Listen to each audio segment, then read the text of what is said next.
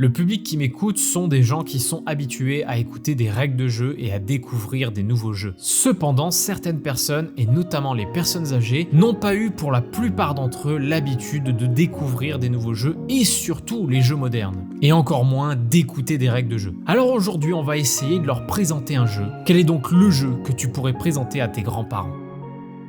Moi, j'ai envie de faire découvrir des jeux où parfois ça crée de la discussion. J'aimerais beaucoup présenter, parce que j'ai déjà présenté quelques jeux à mes grands-parents, j'aimerais beaucoup leur présenter Black Stories. Parce que juste ce principe d'énigme, on se pose des questions et on essaie de retrouver l'histoire qu'il y a autour de cette simple phrase parfois, ou juste de cette petite image parfois un peu abstraite, c'est très grisant je trouve, et c'est vraiment un principe de jeu qui est très accessible à tous, et notamment à des grands-parents, ou à des personnes âgées de manière générale. En plus du fait que je l'ai en plus déjà présenté à ma grand-mère, et j'ai déjà joué et elle aime beaucoup, et moi aussi, et c'est Dictopia. Dictopia qui est un jeu de lettres, et du coup pour ma grand-mère qui adorait tout le temps jouer au Scrabble, etc. Et bah du coup je lui ai présenté Dictopia et on a fait beaucoup de parties, et elle aime beaucoup, et moi aussi. Et du coup je trouve que le concept est vraiment chouette, et moi quand je jouais au Scrabble avec ma grand-mère, je prenais pas forcément de plaisir parce que il faut avoir une connaissance, il faut avoir des longs mots, faut connaissance que j'ai pas forcément sur le vocabulaire. Et avec ça, il y a pas forcément besoin de connaissances sur le vocabulaire, puisqu'en fait, on va faire des mots avec des lettres qu'on a, mais sur chaque carte, il y a une consonne et une voyelle. Du coup, on n'est pas embêté à la fin à se retrouver avec que des X, des Y, des W et essayer de faire des mots qu'on n'y arrive pas. Et en plus de ça, il y a d'autres petites manières de marquer des points et on n'a pas besoin de faire le plus long mot ou le mot le plus compliqué pour gagner la partie.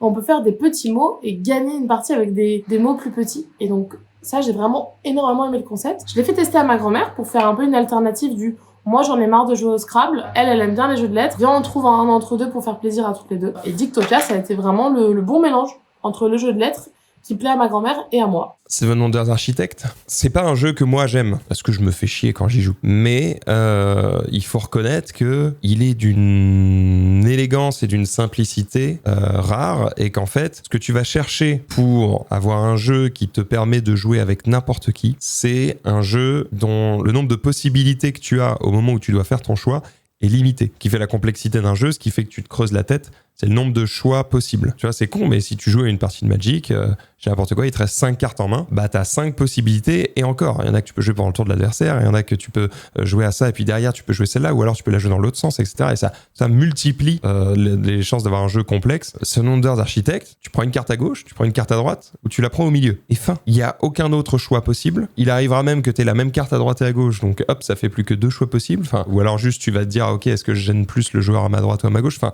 les choix sont si limités que le plus gros con de cette planète peut y jouer et prendre du plaisir. Moi, quand tu dis grands-parents, je pense en fait aux gens qui ont une capacité de concentration ou de réflexion limitée. Bah en fait, pour ces gens-là, c'est un Wonders Architect, super client quoi.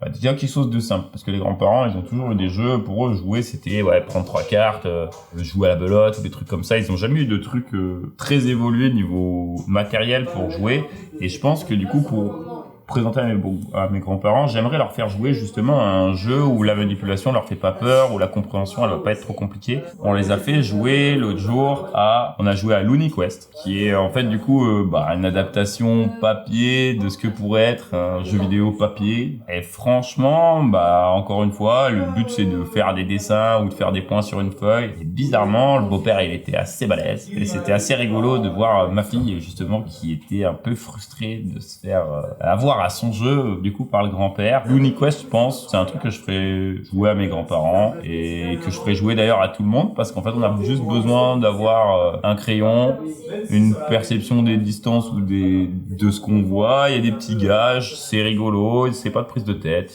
les règles sont simples, elles sont toutes expliquées sur les cartes. On a lu une fois le livre de règles dans sa vie, on n'a plus besoin de le faire. Après, encore une fois, il faut quand même un peu de matos, mais ouais, Looney Quest, je jouais ça à mes grands-parents, puis je l'ai déjà fait.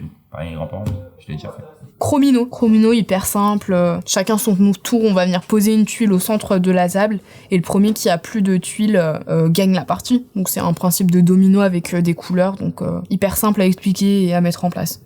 C'est un jeu que j'ai présenté d'ailleurs à divers membres de ma famille, à divers potes, à des parents de copines de ma fille. C'est Seven Wonders Architect, et donc je le trouve vraiment très très bien, très accessible. Ça a été une façon d'apporter présenté la gamme effectivement à des gens un peu moins joueurs, un peu moins connaisseurs. Moi, j'ai vu des gens à qui ça a donné envie de découvrir le reste de Seven Wonders, et ça a été un vrai bon moment à passer avec des gens qui sont pas très joueurs. Et c'est un public que j'ai pas mal rencontré en vacances parce que on va en famille, parce qu'on va dans des cercles voilà où on connaît pas forcément tout le monde, et ça a été un succès à chaque fois auprès de tout le monde. J'ai une anecdote aussi, un souvenir assez sympa de l'avoir apporté.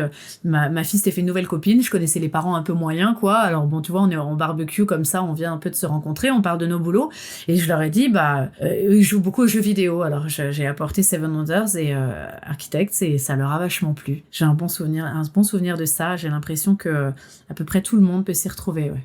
Sans hésiter, Quirkle. Vraiment, tout de suite, c'est un jeu à la base sur des formes, des couleurs. Ça, c'est ma machine de guerre, et ça marche tout seul, quoi. Enfin, moi, si on me dit grands-parents, je pense à Quirkle. Alors oui, le jeu que je pourrais faire jouer il y en a un que je peux faire jouer à mes grands-parents. Mes grands-parents, j'en ai pas parce que mes parents étaient très très vieux et ils m'ont eu très vieux et j'ai jamais vraiment connu mes grands-parents. Donc on va dire mes parents, ils ont 84 et 89 ans, donc ça marche. Et c'est des gens qui aiment bien les mots et parler avec les mots et qui sont assez cultivés. Et c'est vrai que j'ai du mal parfois à les faire jouer à des univers qui sont fantasy avec des boîtes comme ça et plein d'images dessus. Les jeux vers lesquels je peux les amener, c'est les jeux justement avec du vocabulaire. Et un jeu que j'ai découvert récemment et que j'adore, c'est un jeu de Angèle et Ludovic Maublanc qui est Cyrano. Cyrano, c'est un jeu, un petit party game, mais un party game intelligent, un party game qui va développer notre créativité et qui peut aussi bien se jouer de façon sérieuse que de façon pas sérieuse, dans lequel on va jeter des dés, et sur ces dés, 3 dés, il y a 2 dés où il y aura des rimes, par exemple une rime en AN et une rime en R, et un 3e dé qui va vous donner un thème,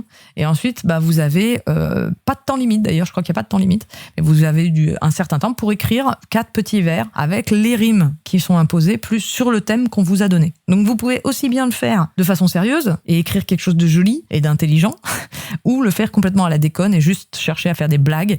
Et c'est un jeu qui peut paraître bloquant au premier abord. En fait, il est très très fun parce que quand on lit son poème, souvent comme on a essayé de faire rentrer des mots qui rentraient pas forcément ou des phrases trop longues, ou de faire des blagues aux autres, on se marre toujours. Il y a toujours ce moment de découverte du poème de l'autre qui est vraiment marrant.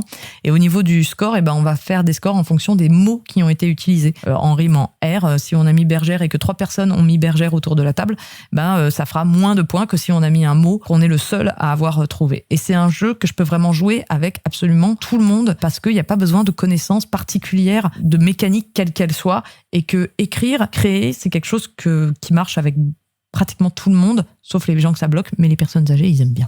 Skyjo, grand classique, simple, efficace. Ma grand-mère, elle aime bien les jeux de cartes. Je la dirigerai pas forcément sur autre chose. Donc ouais, Skyjo, ça pourrait être le jeu que je pourrais lui présenter sans aucun souci. Mais qui reste intéressant. Il est simple mais pas simpliste. Et une mamie qui est une joueuse pratiquement professionnelle de Rami, c'est le genre de jeu qui pourrait lui plaire. Le jeu, je pourrais présenter à mes grands-parents. Alors, je n'ai plus la chance d'avoir mes grands-parents, malheureusement, ils sont décédés. Néanmoins, il y en a que je leur avais présenté à l'époque. Une gamme de jeux qui a très très bien marché avec mes grands-parents, qu'ils aimaient beaucoup, c'est encore un Fred Henry, toute la série Timeline, parce que il y avait un mélange de culture générale, parce que ça permettait justement de parler d'anecdotes, ça permet d'échanger, de discuter dessus. Donc ouais, les Timeline, moi, ont très bien marché avec mes grands-parents, qui étaient plutôt des joueurs de bridge, de Scrabble, de mots croisés, mais les Timelines ont bien marché. Et sinon, auprès de ma belle-mère, qui elle est toujours en vie, ce qui a bien marché, c'est Azul. Le premier Azul, pareil, des règles simples, des parties qui s'enchaînent rapidement, on recommence rapidement. Donc Azul a plutôt bien marché avec ma belle-mère. Parce que je vais jeter un froid. S'ils étaient encore vivants, c'est sûr et certain que je présenterais un jeu type Skyjo. Parce qu'il a beau être moche à mourir, un truc comme ça ou comme 50 missions, tellement obvious quand il joue, tu le poses sur la table, t'expliques en 2-2 et les gens comprennent. Et tu vois, j'ai fait l'expérience avec mon père qui déteste les jeux de société. Il aime que les jeux d'échecs et c'est tout. Et par exemple, on a aussi joué à Just One. Et alors, du coup, je l'ai pas invité. On était à table, juste mes frères et sœurs. On a commencé à jouer à ça. Mon père, il a pris une plaquette, il s'est assis comme ça, le patriarche. C'est un Serbe, hein, tu vois. Donc voilà. Il s'assied et puis il prend une plaquette et il écrit des trucs en roulant l'air. Il dit, voilà, c'est mon indice. Et je dis, putain, papa, t'as compris le jeu. C'était tellement évident. Et je trouve que cette gamme, jeu, ambiance, mais pas potage, tu vois, pas les trucs débiles, les trucs où c'est quand même un peu smart, tu dois quand même un peu réfléchir. C'est l'idéal pour les personnes plus âgées qui ont peut-être moins de contact avec ce que nous on joue, en fait, nos jeux qui sont les jeux modernes, mais parfois un peu trop déconnectés, trop geek, tu vois.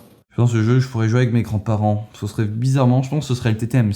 En vrai, comme tu sais, le jeu il s'adapte à tous les joueurs vu que t'as un thème qui est une question qui est un thème qui est tiré à chaque manche et que tu dois te donner un niveau de connaissance sur une échelle de 1 à 10 sur le sujet, genre je sais pas moi, par exemple nous c'est tout sur les compteurs EDF, tu vois. Si tu me connais un compteur EDF et du coup tu fais de 1 jusqu'à 10, mais la question 1 est tellement facile que tu peux finalement jouer avec tout le monde en fait. Et je pense pour mes grands-parents en tout cas ça passerait bien. Surtout qu'il y a des sujets sur lesquels ils pourraient potentiellement répondre, mon grand-père ou même ma grand-mère, donc voilà.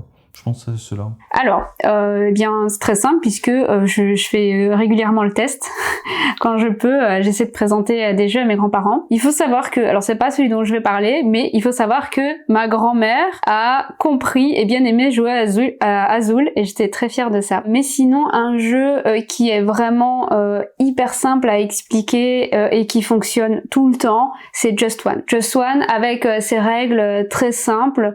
Voilà, il faut pas être un joueur pour pouvoir pour comprendre et ça prend bien avec à peu près tout le monde. Donc clairement Just One pour moi c'est un peu le jeu par excellence à présenter à n'importe qui. Alors c'est un jeu qui va dans les deux sens, personnes âgées et enfants. Je suis pas très jeu de plateau, mais en ce moment je m'y mets et ce serait concept parce que il y a pas beaucoup de règles à appréhender et je pense que ça fait appel à des connexions du cognitif qui seraient vivifiants pour les anciens, qui permettent de jouer de façon intergénérationnelle. Donc je dirais concept. Mes grands-parents jouaient beaucoup aux cartes.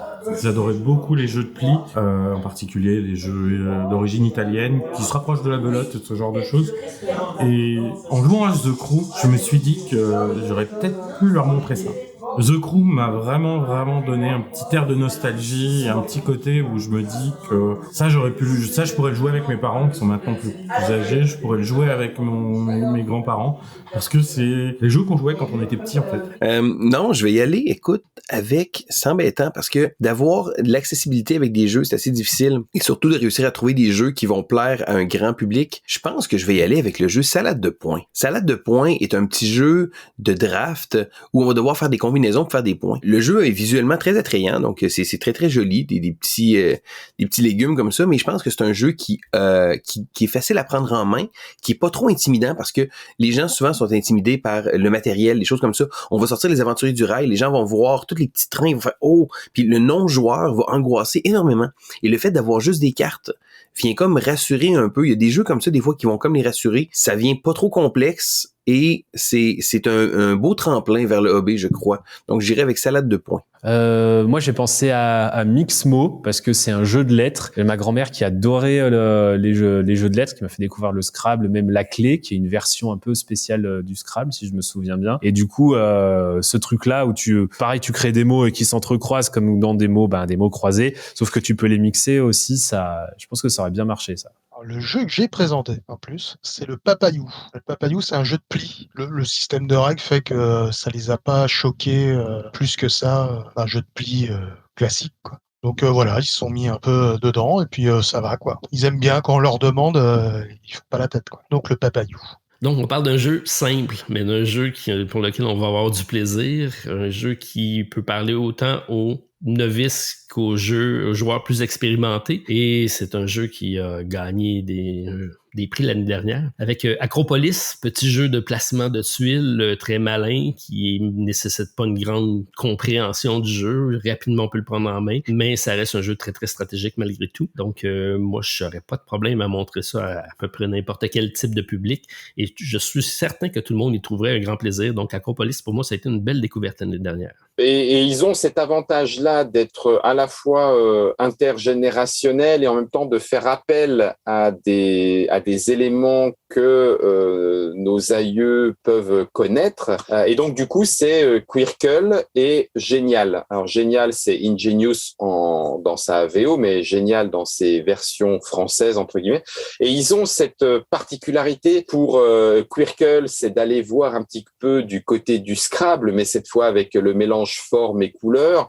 Du côté de Ingenious, c'est plutôt un peu du côté du domino, entre guillemets, mais avec des formes un peu plus particulières et avec un scoring un petit peu particulier. Ce qui les rend hyper intéressants, moi je les aime beaucoup en tant que jeu de société, mais qui du coup donne une une petite ficelle, entre guillemets, pour intéresser, rassurer, parce que du coup, ça rentre dans quelque chose qu'ils connaissent et donc dans lequel ils vont se sentir plus en sécurité, plus à l'aise, plutôt que devant de l'inconnu jeté dans le bain. Une fois encore, ça dépend de la personne, ça dépend de son appétence, de sa curiosité intellectuelle et tout, mais je trouve que Quirkel et Génial ont cette facilité du coup de pouvoir être présentés en gardant de la modernité côté jeux de société et en même temps ce petit lien qui fait que nos grands-parents peuvent plus facilement peut-être s'y projeter. J'ai présenté à mes grands-parents l'été dernier pour la première fois des jeux de société modernes. Et le Skyjo a vraiment fait son effet. Le Skyjo, je pense que c'est vraiment le jeu intergénérationnel, quoi. Tu peux y jouer avec les petits-enfants, les parents, les grands-parents. Moi, ma mamie qui aime pas du tout jouer et puis qui en plus commence à avoir des petits problèmes de mémoire, elle a capté les règles. Déjà, c'était super. Et elle a bien aimé. Et elle s'en souvenait le lendemain, etc. Donc, c'était touchant, quoi. Ouais, j'ai bien aimé le Skyjo pour ça, parce que du coup, je pense un peu à ma grand-mère à chaque fois. Et c'est cool. Vous avez aimé cette vidéo? Alors likez et commentez quel est le jeu que vous pourriez présenter à vos grands-parents. Et je vous dis à bientôt pour une prochaine vidéo. Le jeu. Allez, salut!